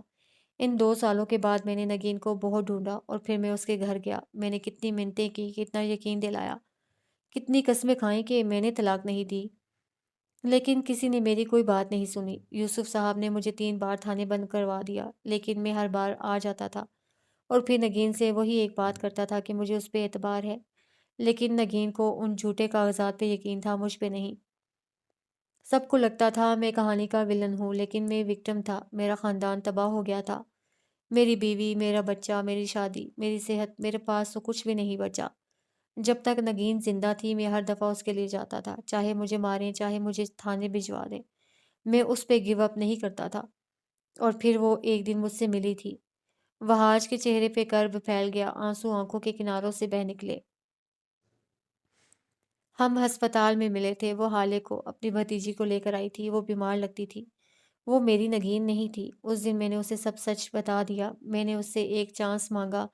اس نے مجھ سے کہا کہ وہ سچ جانتی ہے۔ وہ بس میرے ساتھ نہیں رہ سکی کیونکہ وہ خوفزدہ تھی، گلٹی تھی۔ اس نے ہمارے بچے کی حفاظت نہیں کی، اس لیے وہ مجھ سے نظر نہیں ملا سکتی تھی۔ میں نے اسے تسلی دی، اس کے خدشے دور کیے، اور پھر اس نے مجھ سے کہا کہ وہ بہت جلد مجھ سے رابطہ کرے گی۔ وہاج سانس لینے کو رکا، اس کی آنکھیں اب تیزی سے بہہ رہی تھیں۔ اس کا بوڑھا چہرہ مردہ لگتا تھا۔ قدوس اس کو سنتا رہا خاموشی سے۔ اور میں نے اسے کھو دیا۔ وہ اس دن کسی روڈ ایکسیڈنٹ میں مر گئی۔ اس نے کہا تھا وہ میرے ساتھ جینا چاہتی ہے، لیکن جی نہیں سکی۔ میں نے اسے کہا تھا میں اس کے ساتھ جینا چاہتا ہوں، اور میں اس کے بعد جیتے جی مر گیا۔ میں نے نگین کو کھو دیا، اور مجھے لگا ساری دنیا مجھ سے کھو گئی ہے۔ میں اس سے بہت محبت کرتا تھا، میں نے اسے طلاق نہیں دی تھی۔ بوڑھے وہاج نے شکستگی سے سر جھکا لیا، آنسو اب میز پہ گر رہے تھے۔ قدوس اٹھ کر اس کا سر تھپک رہا تھا، دلاسا دے رہا تھا، لیکن ایک ہاتھ سے۔ دوسرے ہاتھ سے وہ اس ملاقات کی روداد کی آڈیو پہ سیو کا بٹن دبا رہا تھا، اور پھر اگلے ہی لمحے تم اسے یہ آڈیو واٹس ایپ پہ کسی عمر وہاج کا بیٹا کے نمبر پہ بھیجتے ہوئے دیکھو گے۔ وہاج کا سر اب بھی جھکا تھا، اور قدوس اب کے مسکرا رہا تھا۔ بالآخر اس کے دوست کے کچھ غم تو ختم ہوں گے۔ کہانی کے وکٹمز کا بھی زندگی پہ تھوڑا بہت حق ہوتا ہی ہے۔ سردار ولا پہ آج جیسی رونق اتر آئی تھی، اس کے گھر میں خاصی چہل پہل محسوس ہوتی تھی۔ ڈائننگ ایریا میں لمبی میز پہ انواع و اقسام کے کھانے سجے تھے، یہاں سے ذرا فاصلے پہ وہ سب لوگ صوفوں پہ بیٹھے تھے، خوش گپیوں میں مصروف، ہاتھوں میں پلیٹس لیے ذرا ذرا دیر بعد ملازم ان کے لیے کچھ نہ کچھ لا رہا ہوتا تھا۔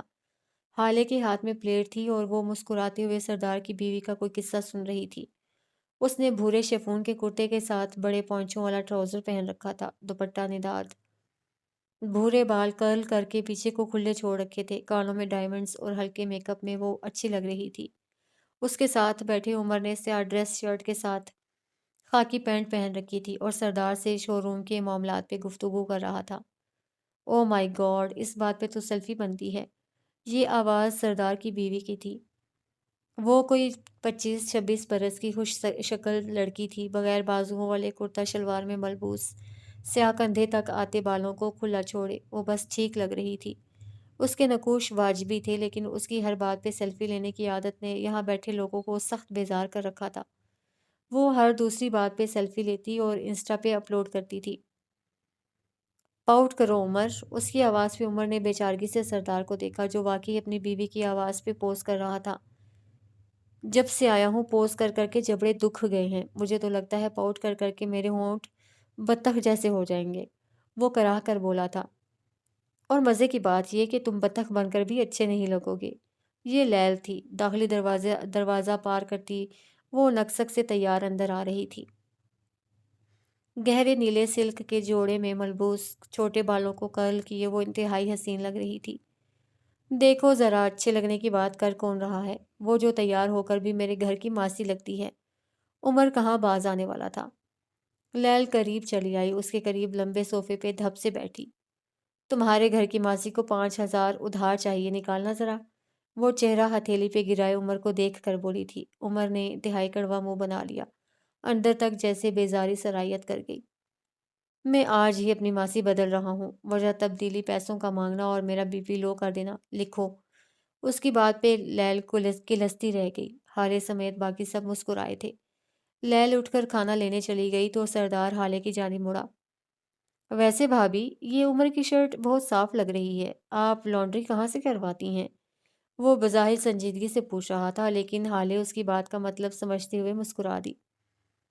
ہے ایک بہت ٹیلنٹڈ دھوبی، سردار بھائی، راز کی بات ہے، واپسی پہ اس کا پتہ دے جاؤں گی۔ عمر ضبط سے ان دونوں کو دیکھے گیا، دل تو کیا تھا سردار کی گردن موڑ دے۔ اس بات پہ تو سیلفی بنتی ہے، نیلم ایک بار پھر چہک کر بولی تو سردار نے تکان سے اس کو دیکھا، البتہ عمر اب کے سیدھا ہو بیٹھا تھا۔ تمہیں پتہ ہے نیلم، میری بیوی کی ایک عادت ہے، اسے اگر کوئی بات بری لگے تو وہ لوگوں کے موبائل توڑ دیتی ہے۔ میرے 3 موبائل توڑ چکی ہے۔ ویسے حالے، آپ کو سیلفی لینا بھی تو پسند نہیں ہے نا؟ آخری بات حالے کو دیکھ کر پوچھی۔ نیلم نے نامحسوس انداز میں موبائل پیچھے کر لیا، چہرے کی مسکراہٹ بدقت قائم رکھی۔ سردار اور حالے اس کی چالاکی پر اسے گور کر رہ گئے۔ لیل کھانا لے کر واپس آئی تو اپنی اسی سابقہ جگہ پر عمر کے قریب بیٹھ گئی۔ حالے نے ایک نظر ان کو دیکھا، ایک لمحے کو، بس ایک لمحے کو، اسے عمر کے قریب اس کا بیٹھنا برا لگا تھا۔ اگلے ہی لمحے اس نے سر جھٹک دیا، اسی لمحے عمر کا موبائل بجا تو وہ معذرت کرتا اٹھ گیا۔ ملازمہ کافی کے بھرے ہوئے مگ لے آئی تھی اور پھر کچن میں واپس جاتے ہوئے نیلم کی ہدایت پہ ڈائننگ کا دروازہ بند کرتی چلی گئی۔ حالے نے ایک نظر دروازے کو بند ہوتے دیکھا اور پھر اگلے ہی لمحے اس کا چہرہ سفید ہوا تھا، اسے گھٹن محسوس ہوئی۔ عمر باہر تھا، سردار اب لیل سے کچھ کہہ رہا تھا۔ نیلم اپنے فون میں کچھ دیکھ رہی تھی اور ایک وہی تھی جس کا دل چاہا تھا یہاں سے اٹھ کر بھاگ جائے۔ اس نے اضطرابی کیفیت میں اپنی دائیں ٹانگ ہلانی شروع کر دی، نامحسوس انداز میں اپنے بند گلے میں ہاتھ پھیرا۔ کوئی دوپٹہ نہیں تھا جسے اتارا جاتا، کوئی جگہ نہیں تھی جہاں جایا جاتا۔ وہ پینک نہیں کرے گی، اس نے خود سے وعدہ کیا، لیکن اب اس کا جسم پسینے سے بھیگ رہا تھا۔ حالے، کافی لو۔ سردار کی بیوی نے مگ اس کی طرف بڑھایا۔ حالے کے ہاتھوں میں سکت نہیں تھی کہ وہ اس مگ کو تھام سکے۔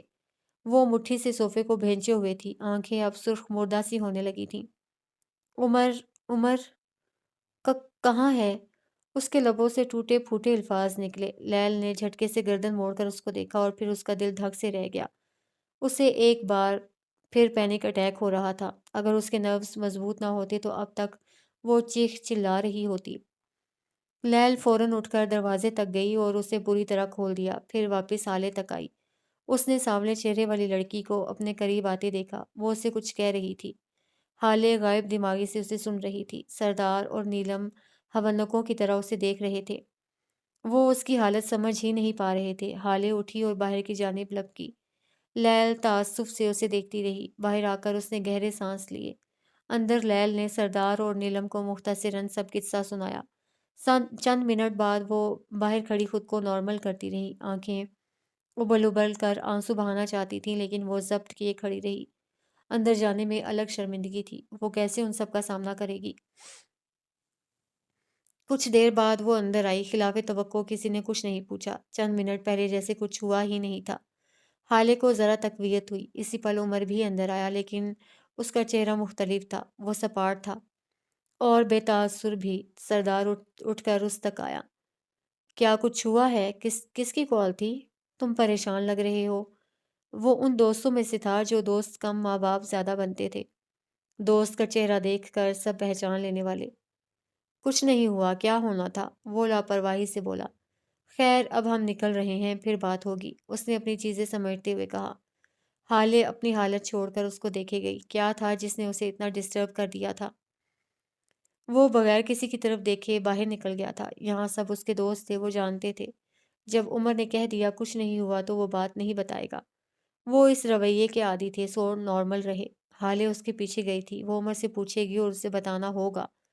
کب تک وہ اپنی تکالیف خود تک محدود رکھے گا؟ آج یاقوت اور نرمین کا ولیمہ تھا۔ کل وہ نرمین مغل سے آفیشلی نرمین مرزا بن چکی تھی۔ ولیمے کی تقریب جلدی ختم ہو گئی تھی، سو وہ گھر چلے آئے۔ نرمین یاقوت کے کمرے میں تھی۔ کل ساری رات وہ اپنے دوستوں کے ساتھ رہا تھا اور نرمین اپنے فلیٹ پہ۔ آج وہ اسے گھر لے آیا تھا۔ نو کی ہزار دھمکیوں اور تاکیدوں کے بعد اس کا کمرہ کسی بھی سجاوٹ سے عاری تھا۔ گرے ڈنر سوٹ میں ملبوس وہ اپنے کمرے میں آیا تو نرمین سامنے ہی بیٹھی تھی، سنگھار میز کے سامنے۔ وہ لباس تبدیل کر چکی تھی اور اس وقت سادہ کپڑوں میں تھی۔ یاقوت نے اندر آ کر کوٹ اتارا اور نرمین کی طرف ذرا کی ذرا نظر ڈالی، پھر آگے بڑھایا، خود کو بیڈ پہ پھینکنے کے انداز میں گرا دیا۔ نرمین کا دل اچھل کر حلق میں آیا تھا۔ سچ تھا کہ وہ اب بھی اس سے خوفزدہ تھی۔ کچھ دیر اسی طرح پڑے رہنے کے بعد وہ سیدھا ہوا، کوہنی کے بل لیٹ کر فرصت سے نرمین کی پشت کو دیکھا۔ وہ تمہارا کلاس فیلو اسد، وہ کیوں آیا تھا آج؟ ہلکے سرسری لہجے میں اس نے بات کا آغاز کیا۔ اچھا ٹھیک ہے، غلطی ہو گئی، اب ایسا بھی کیا ہے جو بات ہی نہیں کر رہی؟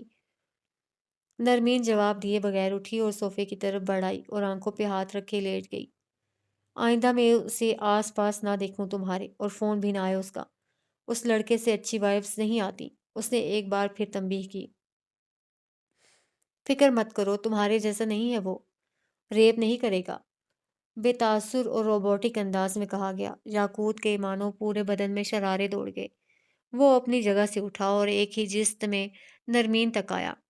اس کا بازو پکڑ کر کھینچ کر سیدھا کر کے بٹھایا۔ نرمین کا سانس حلق میں اٹک گیا۔ وہ بے اختیار پیچھے کو ہوئی۔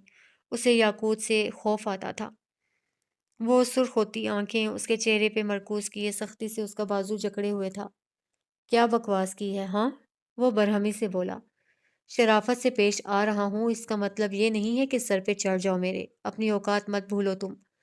نرمین سفید پڑتے چہرے کے ساتھ اسے دیکھے گئی۔ وہ آج پھر سے وہی یاقوت لگا تھا، خوف زدہ کرنے والا، ڈرانے والا۔ وہ سن ہوئی اس کے سامنے بیٹھی تھی، جسم جیسے ہلنے سے انکاری ہو۔ جب میں کہہ رہا ہوں وہ لڑکا مجھے تمہارے آس پاس نہیں چاہیے تو مطلب نہیں چاہیے۔ ایک بات تمہارے دماغ میں کیوں نہیں گھستی؟ اس کا لہجہ بلند نہیں تھا، سخت تھا، بالکل ویسا جیسا اس رات اس کے لمس میں۔ آج بھی حقارت تھی، ذلت تھی۔ آج پہلی اور آخری بار کہہ رہا ہوں، اب بیوی ہو میری، ڈیڈ کے کہنے پہ شادی ضرور کی ہے لیکن اب آزاد نہیں کروں گا، اس لیے۔ وہ آگے کو جھکا، نرمین کے کان کے پاس۔ اب میری باتوں پہ ہاں کہنے کی عادت ڈالو اور جو کچھ بھی ماضی میں ہوا بھول جاؤ، ایسا کوئی گناہ بھی نہیں ہوا مجھ سے۔ آخر میں وہ لاپرواہی سے کہتے اٹھا تھا اور اپنے بیڈ کی جانب بڑھایا، لیکن اگلے ہی لمحے نرمین دھپ کی آواز پہ اوندے منہ فرش پہ گر پڑی تھی۔ یاقوت کی جان اچھل کر حلق میں آئی۔ وہ بے اختیار پیچھے مڑا تھا اور اب کے واقعی اس کے پسینے چھوٹ گئے۔ نرمین کے ہاتھ پاؤں مڑ رہے تھے۔ اسے دورہ پڑا تھا۔ ڈاکٹر نے اب اسے کسی بھی قسم کی ٹینشن نہ لینے دینے کو کہا تھا اور یاقوت اس کام میں برا ثابت ہوا تھا۔ وہ فوراً اس تک آیا، اس کا چہرہ تھپ تھپاتے وہ اس سے کچھ کہہ رہا تھا۔ نرمین نے اس حالت میں بھی اس کا ہاتھ بری طرح جھٹکا۔ اس کے انداز میں حقارت تھی۔ نیرو، تم تم ٹھیک ہو؟ کیا ہو رہا ہے تمہیں؟ وہ ایک بار پھر کچھ پوچھنے کی کوشش کرنے لگا۔ اس کے چہرے پہ ہوائیاں اڑ رہی تھیں۔ نرمین فرش پہ بن آب کی مچھلی کی طرح تڑپ رہی تھی۔ اس کا چہرہ خطرناک حد تک سفید پڑ گیا تھا۔ آنکھیں اوپر کو ہو گئیں اور پھر دیکھتے دیکھتے اس کا جسم حرکت سے عاری ہو گیا۔ نیرو، کیا ہو رہا ہے؟ مجھے بتاؤ تو۔ نیرو، مجھے دیکھو پلیز، میں نوح کو کال کروں کیا؟ وہ بے ہوش ہو گئی تھی، آنکھیں بند، جسم ساکت۔ شاید شوق یا خوف کی وجہ سے اس کی بے ہوشی بنتی تھی۔ یاقوت اب بھی اس کے پاس فرش پہ بیٹھا تھا، اس کا چہرہ تھپ تھپاتا ہوا، اسے ہوش میں لانے کی کوشش کرتا ہوا، لیکن اس کا جسم اب برف جیسا ٹھنڈا تھا۔ بلاخر وہ اٹھ کر اپنے موبائل تک گیا اور کال لاگ کا پہلا نمبر ملایا۔ نہ نیرو کو کچھ ہو گیا ہے، وہ بات نہیں کر رہی، تم آ جاؤ پلیز۔ وہ بدقت خود پہ قابو کیے ہوئے بول رہا تھا۔ سچ یہ تھا کہ زبان لڑکھڑا رہی تھی، جان ہوا ہو رہی تھی۔ اس سے پہلے اس نے نرمین کو کبھی ایسے نہیں دیکھا تھا۔ وہ واپس آیا اور ایک بار پھر اس کے قریب فرش پہ بیٹھ گیا۔ اس کے ساکت ہوئے ٹھنڈے وجود کو دیکھا۔ کیا اسے واقعی غلطی ہو گئی ہے؟ ایسا بھی کچھ گناہ نہیں کیا۔